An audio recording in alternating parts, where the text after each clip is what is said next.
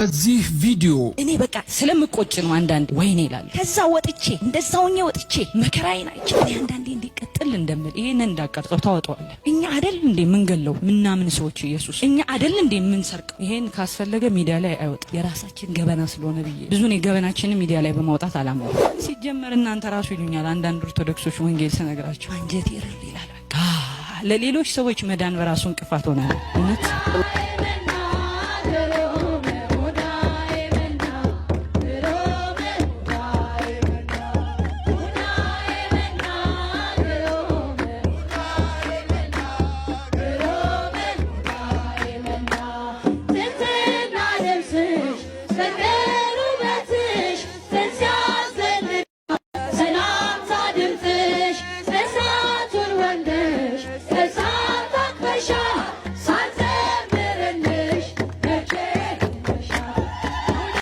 እኔ ኦርቶዶክስ ነኝ እምነቴን አልቀየርኩም በአንዳንድ ሚዲያዎች ላይ እምነቴን እንደቀየርኩኝ እየተወራ ነውና የእግዚአብሔር ቤተሰቦች እኔ አሁንም በኢትዮጵያ ኦርቶዶክስ ተዋህዶ ቤተክርስቲያን ውስጥ ነው ማገለግለው ስለዚህ እምነቴን እንዳልቀየርኩኝ ሁላችሁም በእግዚአብሔር ስም እንድታውቁ ፈልጋለሁኝ እንደዚህ አይነት ነገር የሚያወሩትን ሰዎች ደግሞ እግዚአብሔር ማስተዋል ይስጥልን ኦርቶዶክስ ነኝ እምነቴን አልቀየርኩም በመጨረሻ ዘማሪት ዘርፌ የምንፍቅናውን ዓለም ያሳፈረና ያስደነገጠ ንግግርን የተናገረ ሲሆን ባላፋት ዝማሬ ላይ እንድገኝ ፈቀዱልኝ ስትልም ተማጽናለች። ምንድነው እየተፈጠረ ያለው? በጋራ እንቃኘዋለን። ዘማሪት ዘርፌ ከበደ ከቅርብ ሰዓታት በፊት ያጋራችው መልእክት በርካታ መናፍቃንን ያቃጠለ ነበር። እነሱም ሰራችልን ሲሉ ተደምጧል። ምንድነው የተፈጠረው? የጩፋ ገንዘብ ማታለል ወደ ምንፍቅና ያመራችው ዘርፌም በመጨረሻም ዝምቷን ሰብራ ባላፋት ዝማሬ ላይ መገኘትና ማገልገል የቀድሞ ታላቋን እምነት ኦርቶዶክስን ይቅርታ ማለት ፈልጋለሁ ስትልም ተደምጣለች። የምንፍቅና መደረማመስ ፍጻሜውን ሊያገኝ ነው በቅርቡ። ላይ እቺ ልጅ አሁንም ምላችሁ ልጅ ከዘማሪት ዘርፌ ጋር አብራ ናይት ክለብ ሰርታለች። በዝሙት ህይወት አብረው ይስሩ አላውቅም፣ ግን ናይት ክለብ አብራ ከዘርፌ ጋር አብራ ይሰርቻለሁ ብላኛለች። ዱባይ ናይት ክለብ ውስጥ አብረው ረጅም ዓመት ዘፍነዋል፣ አብረው ሰርተዋል። በደንብ ነው ማቃት ይወቷን እሷም ላይ ቢጮትባት ይሄ ሁሉ የፕሮቴስታንት አዳራሽ ላይ ሄዳ እንድታንባርቅ እንድትጮህ እንድትንዘፈዘፍ የሚያረጋት ምን የሚላት ይሄ መንፈስ ነው ብላ እንድትል ደግሞ ያስገድዳት አሁን የኛን ትምህርት ስታዳምጥ ነው። ለምን ያኔ አብረው በነበሩበት ሰዓት ምን ያረጉ እንደነበረ የት ይንቀሳቀሱ እንደነበር ዱባይ ውስጥ በደንብ አድርጋ ነው የነገረችኝ። ከዘማሪት ከነበረችው ዘርፌ ዛሬ ፓስተሪት ወይም ደግሞ የፕሮቴስታንት ዘፋኟ ቸብ ዘማሪት ልለው አልችልም። ከናይት ክለብ ወደ ናይት ክለብ ነው ሄደችው እህታችን ዘማሪት ዘርፌ። 2012 ላይ የለቀቁት ፎቶ አለ። አሁን ቀኑ እየቀረበ ይመስለኛል። 2012 ላይ ተምብሊን እንትን ላይ ኮሚኒቲ ላይ በቀን 12 በወር 12 በአመተ ምህረት 12 ብዬ ጽፌ ዘርፌን በህልም ያየኋት የካ ሚካኤል ቤተክርስቲያን በር ላይ እንደኔ ቢጤ ቁጭ ብላ እየለመነች የተቦጫጨቀ ልብስና ነጠላ ለብሳ ነጠላዋን ስትሰፋ አይቻለሁ በህልሜ ብዬ ተናግሬ ነበር። አሁን ዘርፌን የምታውቅ ሴት ደግሞ መጣች። ቀጥሎ ደግሞ ብዙ ሌላ ወንድሟም ደግሞ መገናኛ አካባቢ ላይ መጽሐፍ ቅዱስ ይዞ እንደዚህ እንደ ትንሽ አይምሮን ችግር አለበት ይመስለኛል። ይሄን ሰዎች ደውለው ነግረውኝ ሄጄ አይቼው ሁሉ ለማናገር ሞክሬ ነበር። ያው ሊያዳምጠኝ አልቻለም እና ለመቅረብ ሞክሬ ነበር ግን አልተቻለም። ዞሮ አንድ ቀን እግዚአብሔር እህታችንን ወደ ኦርቶዶክስ እንደሚያመጣት ሙሉ ተስፋ አለኝ። ለምን ያሳለፈችው ህይወት የመናፍስት ሴራ የነበረበት ህይወት ነው። የተንከራተተችውም አጋፔ የሚለውን ፊልሟን አይታችኋል። እንዴት ጸበል ቦታ ትሄድ እንደነበረ ምናምን ያለውን አይታችኋል። የተሰራውን ፊልም የዘርፌ ህይወት ላይ የተሰራው ፊልም ማለት ነው። ከዛ ቀጥሎ ደግሞ እቺ ልጅ ስትነግረኝ በቃ ዘርፌ ወደ ኦርቶዶክስ ትመጣለች ነው ያልኩት። ለምን ይሄ ሁሉ መድረክ ላይ ፕሮቴስታንት መድረክ ላይ የሚያስጎራት የሚያስጨዋት የሚያንዘፈዝፋትና እንደዛ ኦርቶዶክስን ጠል ሆና ጌታ ተገለጠልኝ እንዲሆኛለሁ ድኛለሁ የምትለው እንደ ሌሎችም ፓስተሮች እንደምትመጣ እርግጠኛ ነኝ።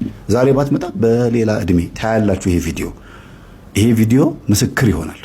ቆርጣችሁ ለብቻው አስቀምጡት፣ እንደሆነ በፍላሽ አስቀምጡት። አንድ ቀን ዘርፌ ስትመለስ ታዩታላችሁ።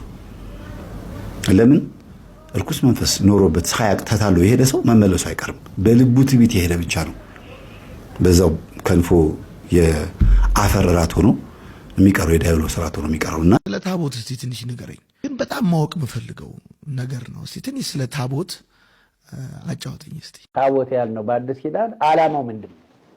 በላዩ ላይ የተጻፈው ምንድነው? ዓላማው የሥጋውና የደሙ የክብሩ ዙፋን ማክበሪያ ነው። በላዩ ላይ የተጻፈው ደግሞ አልፋ ኦሜጋ ኢየሱስ ክርስቶስ ጉልበት ሁሉ ኢየሱስ ለሚለው ስም ይንበርከክ ብሎ የተጻፈበት ነው። ምን እንበረከኩ ምን ሰግረው ለስም ደግሞ በሰማይም በምድርም ያለ ፍጥረት ሁሉ ከባህር በታች ያለ ፍጥረት ሁሉ እሱ የሚሰግድለት ፍጥረት ሁሉ የሚሰግድለት ነው። ምን ኮራበት ነው ማለት ነው። ተግባውተና አሁን ለምሳሌ እሱን ያስቀው መጽሐፍ ቅዱስ ፊክሽን ቢሆን ምን ክብር ልትሰጡ አትችልም አይደለም? ወይም ደግሞ ማንኛው መጽሐፍ ቢሆን ምንም ልትሰጡ እንደሱ አክብረ ያስቀው እንደውም ቅድም ካነበብኩ በኋላ ስትስሙ አይቻል ከፍቅር የተነሳ ነው። የእግዚአብሔር ቃል ስላለበት ስሙ ስላለበት እና የአዲስ ኪዳን ታቦት አሁንም የሰው ልጅ የቀረጸው ነው። የብሉይ ኪዳንም የሰው ልጅ የቀረጸው ነው የነበረው። የአዲስ ኪዳኑም ደግሞ የሰው ልጅ የቀረጸው። ግን አሁን የሰው ልጅ የቀረጸው ይሄ ታቦት ያልነው በአዲስ ኪዳን ዓላማው ምንድነው? በላዩ ላይ የተጻፈው ምንድነው? ዓላማው የሥጋውና የደሙ የክብሩ ዙፋን ማክበሪያ ነው። በላዩ ላይ የተጻፈው ደግሞ አልፋ ኦሜጋ ኢየሱስ ክርስቶስ ጉልበት ሁሉ ኢየሱስ ለሚለው ስም ይንበርከክ ብሎ የተጻፈበት ነው። ምን እንበረከኩ ምን ሰግረው ለስሙ ያለ መስዋዕት ቅዳሴ የለም አይደል? ያለ ህብስቱ ያለ ጽዋው ቅዳሴ የለም። ያ ህብስቱ ያ ጽዋው ታቦት ላይ ነው የሚሆነው። ስለዚህ የታቦት ማክበሪያ ለሥጋው ደሙ የክብሩ ዙፋን እንዲሆን በቀኖና ቤተክርስቲያን ተወስኖ በላዩ ላይ የተጻፈው ግን የሞት መድኃኒት እና አንዳንድ ሰዎች ሳይገባቸው ልክ በላይ በሰማይ በታች በምድር ማናቸውን ምሳሌና ቅርጽ በፊት አታድርግ አትስገድለት ይላል። እነሱ ግን የሰው እጅ ለቀረጸው ይላል። የሰው እጅ ለቀረጸው አይደለ ሲሰግዱ የነበረው። በታቦቱ ፊት እኮ በመገናኛ ድንኳኑ በታቦቱ ፊት እኮ የእስራኤል ሕዝብ ሲሰግዱ ነው የነበሩ። ለምሳሌ በኦሪት ዘጸአት ምዕራፍ 33 ቁጥር 10 እና 11ን ስናይ ሕዝቡ በመገናኛው ድንኳን በታቦቱ ፊት ሲሰግድ ነው የምናየው። የእስራኤል ሽማግሌዎች አንድ ችግር ሲመጣ በታቦቱ ፊት በግንባራቸው ተደፍተው ሲጸልዩ ሲማልዱ ለሕዝባቸው ነው ይውሉ የነበረው። ያ ማለት የሰው እጅ ለቀረጸው ማለት አይደለም። አሁን የሰው እጅ በቀረጸው ለሚያድረው በሰማይና በምድር ምሉ ለሆነው ሁሉን ቻይ ለሆነው እግዚአብሔር ለሱ ስም ነበረ። ለሱ ነው የሚሰግደው። አምልኮ ነው በዚያ ስግደት ያቀርቡ የነበረው እና አሁን እኛም በአዲስ ኪዳን በበለጠ ሁኔታ ያ እንኳን ከሞት ያላዳነ ሕግ ያለበት ታቦት እንኳን በዚያ ፊት እንኳን ለእግዚአብሔር ይሰገድ ነበር። ይሄ ግን ኢየሱስ ክርስቶስ ኢየሱስ የሚለው ስም የሞት መድኃኒት ደግሞ ታዘናል። ጉልበት ሁሉ ኢየሱስ ክርስቶስ ለሚለው ስም ይንበርከክ። በቃልም ቢሆን በስራ የምታደርጉትን ሁሉ በኢየሱስ ክርስቶስ ስም አድርጉት። ስለዚህ አዲስ ኪዳን ታቦታችን ለሥጋው ደሙ ክብር በኢየሱስ ክርስቶስ ስም ነው እና እኔ የበለጠ ሆኖ የማገኘው የአዲስ ኪዳንን ታቦት ነው በክብርም በኃይልም። ምክንያቱም እዚያ ላይ የተጻፈው ስም አጋንንትን በነፋስ ፊት እንዳለ ትቢያ የሚያደርግ ሕሙማንን የሚፈውስ ተአምራትን የሚያደርግ ከሞት የምንነሳበት ነው። የረከሰውን የሚቀድስ የተረገመውን የሚባርክ ምንም የማይሰራው ነገር አለ የሚሳነው ነገር የሌለ ስም እዚያ ላይ ያለው። ለምሳሌ እኔ ዘፋኝ ነበርኩ፣ እጠጣ ነበር፣ አጨስ ነበር፣ እቅም ነበር፣ እዘፍን ነበር። እሺ ያልቅበት ዜድዬ እንዴት ነሽ? ዘርፌ ሞክሼ ነሽ። በዚህ አጋጣሚ እኔም ስም ዘርፌ ነው። እንደ አጋጣሚ ሆኖ ኦርቶዶክስ በነበርሽበት ጊዜ አንቺን በአካል የማግኘት እድሉ ገጥሞኝ አግኝቼሻለሁ እና ዛሬ ላይ እንደዚህ ሆነሽ በማየቴ በጣም ነው ያዘንኩት። ግን ያ መሆን ያለበት ነው የሚሆነው እና ባልናገርሽ በጣም ደስ ይለኛል። ግን ትንሽ መስመር አለሽ፣ አበዛሹ እና የተወሰነ ነገር ልናገርሽ ነው የመጣሁት። በዚህ አጋጣሚ የነ መልእክቴ ለዘርፌ ከበደ ሼር አድርጋችሁ አድርሱልኝ። በጣም ነው ማደንቅሽ። በዚህ አጋጣሚ በጣም ጎበዝ ነሽ፣ በጣም ትችያለሽ፣ በጣም ስማርት ነሽ። የእውነቴን ነው የምልሽ። በተለይ የማስመሰልና የመተወን ችሎታሽ በጣም ወደር የለውም እና ምን ስትይ ሰማሁሽ? ዘፋኝ ነበርኩ፣ ጠጣለሁ፣ አጨሳለሁ፣ እቅማለሁ።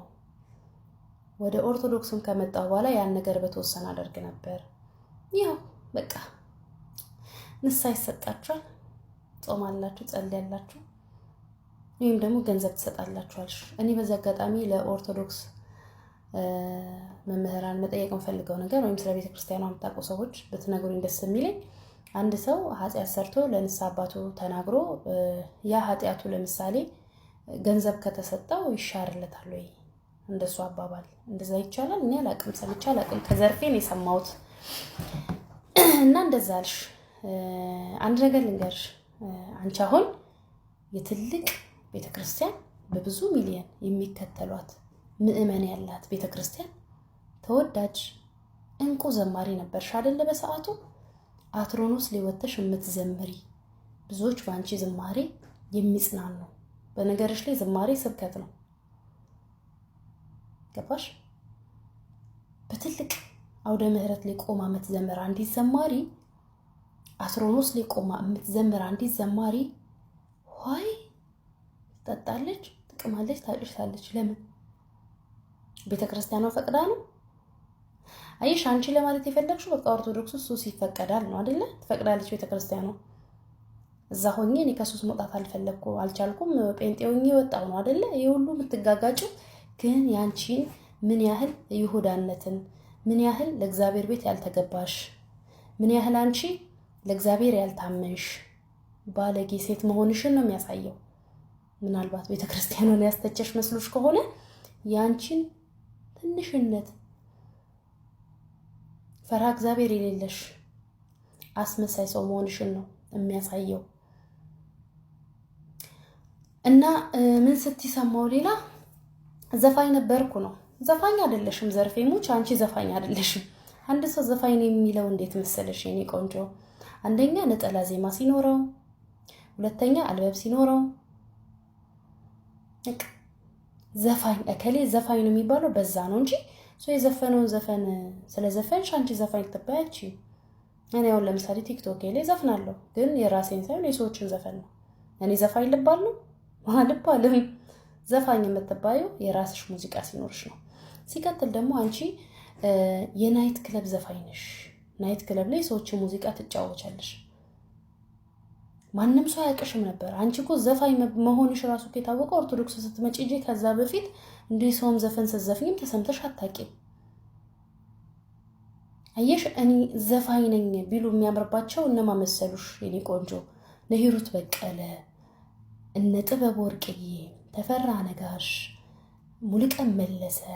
እነዚህ አሁን በጣም አልበምም ነጠላ ዜማም ያላቸው ታዋቂ ዘፋኞች ናቸው። አሁን ግን ጴንጤ ናቸው። አንቺ ግን ምን አለሽ? ምንም የለሽም። ስለዚህ ዝም ብለሽ በቃ ግም ብለሽ እኔ ዘፋኝ ነኝ እመኑኝ።